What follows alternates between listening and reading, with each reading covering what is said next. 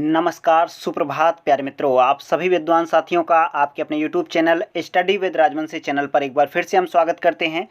प्यारे मित्रों, आज 16 सितंबर 2020 के इम्पोर्टेंट करंट अफेयर्स लेकर के हाजिर हैं। ये estate, NTPC and all exam की दृष्टि से इम्पोर्टेंट है प्यारे मित्रों ये करंट अफेयर्स, इसलिए अपनी नोटबुक में नोट जरूर कीजिएगा ये क्वेश्चंस। मित्रों, आपकी स्क्रीन पर एक क्वेश्चन दिख रहा होगा, यानोमामी जनजाति किस देश में निवास करती है। ऐसे ही मित्रों इंपॉर्टेंट क्वेश्चनों का ये संग्रह है ये वीडियो, तो आप नोट जरूर करेंगे। सबसे बेस्ट करंट अफेयर्स। ओके प्यारे मित्रों, देखते हैं पीडीएफ को। प्यारे मित्रों, आपकी स्क्रीन पर पीडीएफ ओपन हो चुकी है, जिसमें सबसे पहला प्रश्न है कल का अभ्यास प्रश्न, यानी कल का जो कमेंट बॉक्स वाला क्वेश्चन था उसका आंसर सुनिएगा।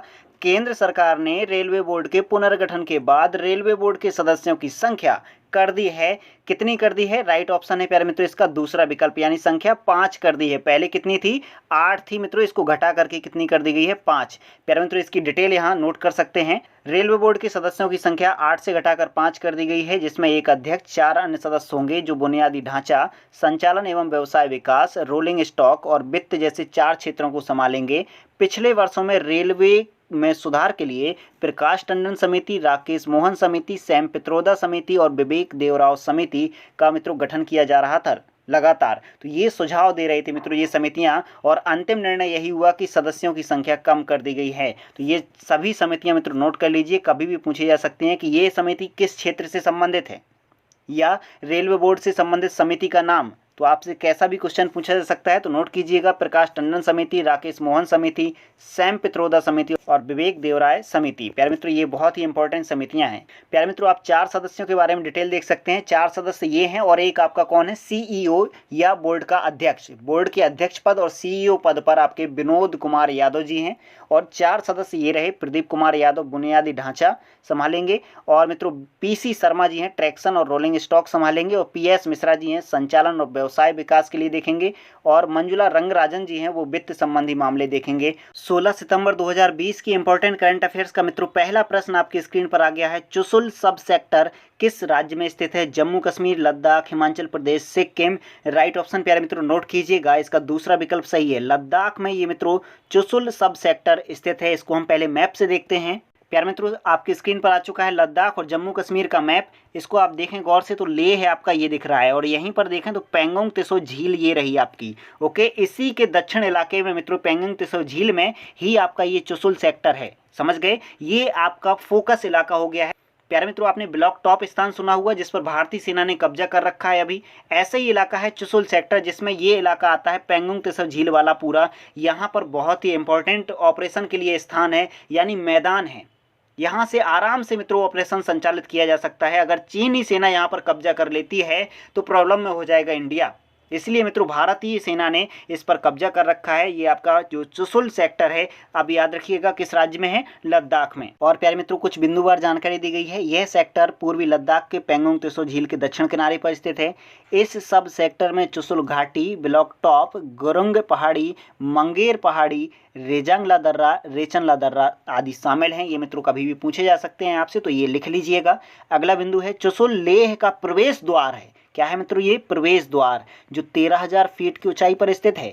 यहाँ पर लगभग 170 तिब्बती परिवार निवास करते हैं। प्यारे मित्रों, ये ऐसी फैमिलीज हैं जो आपकी सेना की मदद करती हैं, यानी जो ब्लॉक टॉप पहाड़ी है यहाँ पर जो सेना आपकी तैनात है उनको रसद सामग्री यही फैमिलीज मित्रों प्रोवाइड करती हैं। समझ गए। अगला क्वेश्चन है आपकी स्क्रीन पर प्यारे मित्रों दूसरा, हाल ही में किस सोशल नेटवर्किंग साइट ने आत्महत्या को रोकने के लिए देयर इज हेल्प नामक पहल प्रारंभ की है। फेसबुक, ट्विटर, इंस्टाग्राम या टेलीग्राम। पहचाना होगा मित्रों, राइट ऑप्शन क्या है इसका, दूसरा विकल्प सही है।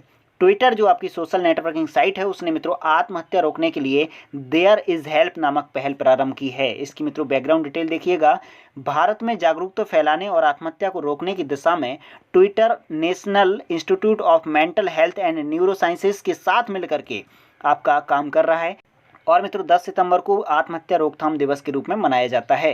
प्यारे मित्रों बहुत ही इंपॉर्टेंट डिटेल होती है, इसलिए नोट किया करें। अगला क्वेश्चन है आपकी स्क्रीन पर तीसरा क्वेश्चन, राष्ट्रीय हिंदी दिवस कब मनाया जाता है। बहुत ही इंपॉर्टेंट क्वेश्चन है, इसका राइट ऑप्शन आपने पहचान लिया होगा। इसकी डिटेल आप नोट करेंगे। प्यारे मित्रों ये बहुत ही इंपॉर्टेंट डिटेल है, आप स्किप मत कीजिएगा, सुनिएगा क्या डिटेल है। 1949 में इसी दिन संविधान सभा ने देवनागरी में लिखी गई हिंदी को देश की आधिकारिक भाषा के रूप में अपनाया था। वर्तमान में 500 मिलियन से अधिक लोगों की पहली यानी प्राथमिक भाषा है आपकी हिंदी। ओके, राष्ट्रभाषा प्रचार समिति ने साहित्यकार व्यवहार राजेंद्र सिंह के जन्मदिन की स्मृति में 14 सितंबर को हिंदी दिवस के रूप में मनाने के लिए चुना था। ओके, इसलिए 14 सितंबर को आपका राष्ट्रीय हिंदी दिवस के रूप में मनाया जाता है। अगला बिंदु दिया गया है, भारतीय संविधान के अनुच्छेद 343 में हिंदी को राजभाषा का दर्जा प्राप्त है मित्रों, ना कि राष्ट्रभाषा का। संविधान का भाग 17 है, राजभाषा से संबंधित है। ये आपके एग्जाम में पूछा गया है। पहला हिंदी दिवस कब मनाया गया था? 14 सितंबर 1953 को, 1953 को। और 10 जनवरी को विश्व हिंदी दिवस मनाया जाता है। इसे नोट करके रख लीजिए कहीं पर। ओके, राष्ट्रीय दिवस अलग है और विश्व हिंदी दिवस अलग है। सितंबर महीने के कुछ महत्वपूर्ण दिवस: 5 सितंबर को अंतर्राष्ट्रीय चैरिटी दिवस, 5 सितंबर को शिक्षक दिवस, 8 सितंबर को अंतर्राष्ट्रीय साक्षरता दिवस, 14 सितंबर को राष्ट्रीय हिंदी दिवस, 16 सितंबर को विश्व ओजोन दिवस, बहुत ही इंपॉर्टेंट है ये मित्रों, 21 सितंबर को अंतर्राष्ट्रीय शांति दिवस और 27 सितंबर को विश्व पर्यटन दिवस के रूप में मनाया जाता है। अगला क्वेश्चन आपकी स्क्रीन पर 4 आ चुका है। किसने यूएस ओपन वुमेन्स सिंगल्स 2020 का खिताब जीता है? Naomi Osaka, Victoria Azarenka, Serena Williams, Tracy Austin. Right option है प्यारे मित्रों इस क्वेश्चन का पहला विकल्प। नाओमी ओसाका जो है आपकी जापान की प्लेयर हैं, उन्होंने यूएस ओपन वुमेन्स सिंगल्स 2020 का खिताब जीत लिया है। और मित्रों डिटेल देख सकते हैं, एटीपी आपका एक संस्था है जो आपका टेनिस खेलों को रेगुलेट करता है। इसका फुल फॉर्म नोट कीजिएगा, एसोसिएशन ऑफ टेनिस प्रोफेशनल्स इसका फुल फॉर्म है। इसका मुख्यालय कहाँ पर है? लंदन यानी यूके में। अगला क्वेश्चन है मित्रों 5 आपकी स्क्रीन पर। यूएस ओपन मेंस सिंगल 2020 का खिताब किसने जीता है? Dominic Thiem, Alexander Zverev, Roger Federer, Rafael Nadal. Right option है प्यारे मित्रों इस क्वेश्चन का पहला ऑप्शन है, यानी डोमिनिक थिएम ने मित्रों यूएस ओपन मेंस सिंगल खिताब जीत लिया है। ये बहुत ही इंपॉर्टेंट है मित्रों, महिला और पुरुष दोनों को नाम रख लीजिएगा। और मित्रों 2 बिंदु इंपॉर्टेंट है, नोट कीजिएगा, ऑस्ट्रेलियन और यूएस ओपन ये दोनों हार्ड कोर्ट पर खेले जाते हैं, जबकि फ्रेंच ओपन मिट्टी पर और विंबलडन ओपन आपका घास पर खेला जाता है। मित्रों ये चारों गेम, चारों ग्रैंड स्लैम बहुत ही इंपॉर्टेंट हैं, इनको नोट करके रखिएगा। और एक साल में ये 4 ग्रैंड स्लैम होते हैं। ओके, यूएस ओपन अभी हाल ही में संपन्न हुआ है। अगला क्वेश्चन मित्रों 6 आपकी स्क्रीन पर है। किस देश ने रूस में होने वाले कॉक्स 2020 संयुक्त सैन्य अभ्यास में शामिल होने की घोषणा की है? जापान, दक्षिण कोरिया, चीन, अमेरिका। राइट ऑप्शन है प्यारे मित्रों इस क्वेश्चन का तीसरा विकल्प। चीन ने मित्रों जो कॉक्स सैन्य अभ्यास होने जा रहा है रूस में, उसमें शामिल होने की घोषणा कर दी है। प्यारे मित्रों इस क्वेश्चन की आप डिटेल देख सकते हैं। भारत के साथ तनाव के बीच चीन ने रूस, Armenia, Belarus, Iran, Myanmar, Pakistan व कुछ अन्य देशों के साथ रूस में होने वाले संयुक्त सैन्य अभ्यास में शामिल होने का निर्णय लिया है, जो 21 सितंबर से 26 सितंबर तक चलेगा। ये मित्रों आप क्वेश्चन याद रखिएगा, कॉक्स सैन्य अभ्यास कहाँ आयोजित हो रहा है? रूस में। ओके, प्यारे मित्रों आप चीन की डिटेल देख सकते हैं। चीन की राजधानी क्या है? बीजिंग। राष्ट्रपति शी जिनपिंग। भारत के साथ जो सीमा लगती है उसका नाम है मैकमोहन। और LAC line of actual control, इसका फुल फॉर्म ही याद रखिएगा। चीन की सबसे लंबी नदी कौन सी है? यांगत्सी है, जो आपकी 6300 किलोमीटर लंबी है, यानी जो एशिया की भी सबसे लंबी नदी है। ओके, अगला क्वेश्चन आपके स्क्रीन पर प्यारे मित्रों 7 आ चुका है। किस राज्य ने अपनी पहली हेरिटेज टूरिज्म पॉलिसी की घोषणा की है? राजस्थान, गुजरात, उत्तराखंड या कर्नाटक। राइट ऑप्शन है प्यारे मित्रों आपका गुजरात राज्य, यानी दूसरा विकल्प है। उसने पहली हेरिटेज टूरिज्म पॉलिसी की घोषणा कर रखी है। प्यारे मित्रों इस क्वेश्चन की आप डिटेल देख सकते हैं। इस नीति के अनुसार राज्य में जनवरी 1950 से पहले के बने ऐतिहासिक स्मारकों, महलों, किलों, संरचनाओं को hotel, heritage museum, banquet hall या हेरिटेज रेस्टोरेंट में परिवर्तित किया जा सकता है। प्यारे मित्रों आपकी स्क्रीन पर भारत का मैप आ चुका है और जूम किया गया है आपका गुजरात राज्य, देख सकते हैं ये है आपका गुजरात राज्य। ये बहुत ही इंपॉर्टेंट है इसकी लोकेशन। यहाँ पर आप देख सकते हैं जो क्वेश्चन मैं बताने जा रहा हूँ आपको, गुजरात की सबसे लंबी तट रेखा है, यानी समुद्र तट रेखा सबसे लंबी है। और राजधानी क्या है?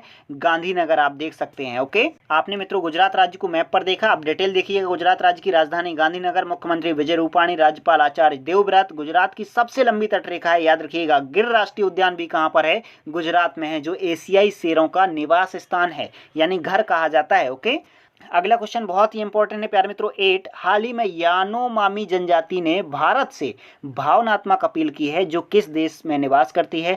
ब्रिटेन, कनाडा, न्यूजीलैंड या ब्राजील। राइट ऑप्शन मित्रों नोट कीजिएगा, ब्राजील देश में निवास करती है ये यानोमामी जनजाति। ओके, इसने भावनात्मक अपील की है। कैसी अपील की है और क्यों की है, इसको आप ध्यान से सुनिएगा और नोट कीजिएगा। प्यारे मित्रों ये जनजाति जो है आपकी ब्राजील और वेनेजुएला दोनों देशों के जो अमेजन रेन फॉरेस्ट आपने सुन रखे हैं, ब्राजील के वर्षा वन में निवास करती है। यहाँ पर मित्रों जो सोने का खनन होता है, गोल्ड आपका जो है, गोल्ड माइनर है, खाने हैं, यहाँ से मित्रों उत्पादन किया जाता है और विदेश को निर्यात किया जाता है।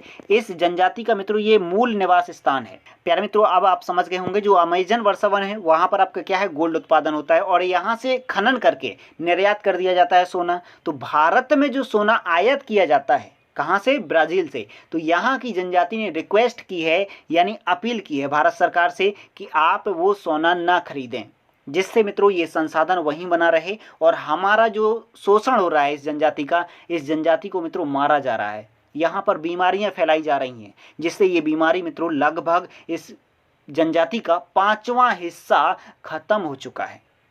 आप मित्रों सुन करके हैरान हो सकते हैं कि इसकी संख्या वर्तमान में सिर्फ 38,000 बची हुई है। ये मित्रों ऐसी जनजाति, इसकी डिटेल आप देख सकते हैं। इसकी विशेषता, यानोमामी जनजाति ब्राज़ील के वर्षावनों में निवास करती है। ये बड़े गोलाकार घरों में रहते हैं जिन्हें यानोस या सेबोनोस कहा जाता है। यहाँ के सभी लोग समान हैं मित्रों, कोई बड़ा या कोई छोटा नहीं होता, क्योंकि यहाँ पर ना तो मुखिया है ना कोई प्रमुख होता है।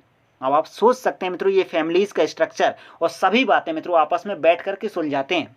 कोई भी बात हो आपस में निर्णय निकाल लेते हैं ये लोग। समझ गए होंगे, ये क्वेश्चन बहुत ही इंपॉर्टेंट है, नोट कीजिएगा। और भारत से अपील क्यों की है भावनात्मक, आप समझ गए होंगे, क्योंकि इसका अस्तित्व खतरे में है। समझ गए होंगे। प्यारे मित्रों आपकी स्क्रीन पर आ गया है आज का कमेंट बॉक्स वाला क्वेश्चन। एयरोस्पेस कंपनी नॉर्थरोप ग्रूमैन ने अपने स्पेस क्राफ्ट का नाम किस भारतीय मूल की अंतरिक्ष यात्री के नाम पर रखा है? सुनीता विलियम्स, कल्पना चावला, एलन स्टोफन या नैन्सी ग्रेस। राइट ऑप्शन प्यारे मित्रों अपना पहचानिएगा और कमेंट बॉक्स में लिख भेजिएगा इस क्वेश्चन का राइट ऑप्शन क्या है। प्यारे मित्रों इस क्वेश्चन का अगर आप विवरण कर सकें, अधिक से अधिक डिस्क्राइब कर सकें तो और अच्छा लगता है, आपका दिमाग और शार्प होता है। इसलिए अधिक से अधिक मित्रों डिस्क्रिप्शन किया करें क्वेश्चन का। और मित्रों कोई भी बिंदु अगर आपको इस वीडियो में समझ में नहीं आता है तो प्लीज़ कमेंट बॉक्स में मुझे कमेंट किया करें। कोई भी टॉपिक हो, कोई भी बिंदु आपको नहीं समझ में आया तो तुरंत मुझे कमेंट बॉक्स में लिख भेजिएगा प्यारे मित्रों, वहीं पर आपको मैं डिस्क्राइब कर दूंगा वो पॉइंट। प्यारे मित्रों लाइक करना, कमेंट करना ना भूलिएगा। अगर चैनल पर पहली बार आए हुए हैं तो रेड कलर का जो सब्सक्राइब ऑप्शन दिख रहा है उसे सब्सक्राइब करके बेल आइकन भी क्लिक कर लीजिएगा, जिससे आपको प्रत्येक दिन वीडियो नोटिफिकेशन के रूप में सबसे पहले मिल सके। ओके प्यारे मित्रों, वीडियो को हम विराम करते हैं। अपना ख्याल रखिएगा। Thanks for watching video. जय हिंद, जय भारत प्यारे मित्रों।